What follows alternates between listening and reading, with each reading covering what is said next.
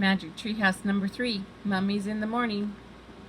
Not chapter 3, book 3. Mummies in the Morning, chapter 10.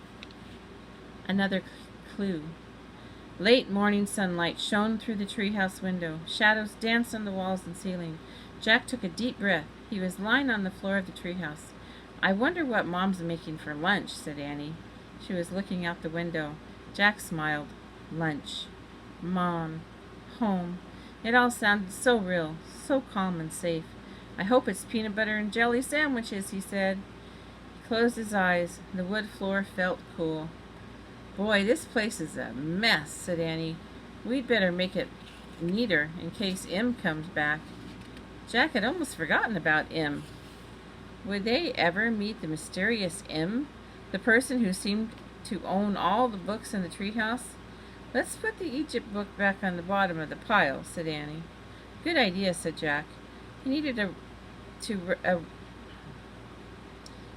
a rest before he visited any more ancient tombs. "Let's put the dinosaur book on top of the Egypt book," said Annie. "Yeah, good," said Jack, and a long rest before he visited another Tyrannosaurus Rex. "The castle book can go in the very top of the pile," said Annie. Jack nodded and smiled. He liked thinking about the night on the cover of the castle book. He felt as if the night were his friend. "Jack," said Annie, "look." Jack opened his eyes. She was pointing at the wooden floor. "What is it?" he asked. "You have to see for yourself." Jack groaned and he got up. He stood next to Annie and looked at the floor. He didn't see anything. "Turn your head a little," said Annie. "You have to catch the light just right." Jack tipped his head to one side. Something was shining on the floor. He tipped his head a bit more. A letter came into focus. The letter N. It shimmered in the sunlight. This proved the treehouse belonged to Em.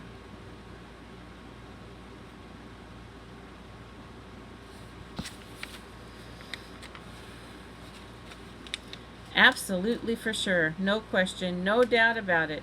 Jack touched the M with his finger. His skin tingled. Just then the leaves trembled and the wind picked up. "Let's go down now," he said. Jack grabbed his backpack. Then he and Annie climbed down the ladder. As they stood on the ground below the treehouse, Jack heard a sound in the bushes. "Who's there?" he called. The woods grew still. "I'm going to bring the medallion back soon," Jack said loudly, "and the bookmark too. Both of them tomorrow."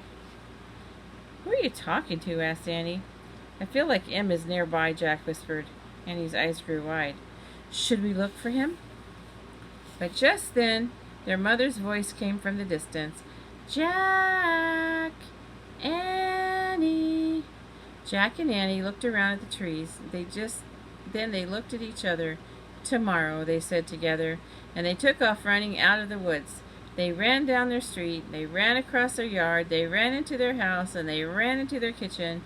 They ran right into their mom. She was making peanut butter and jelly sandwiches.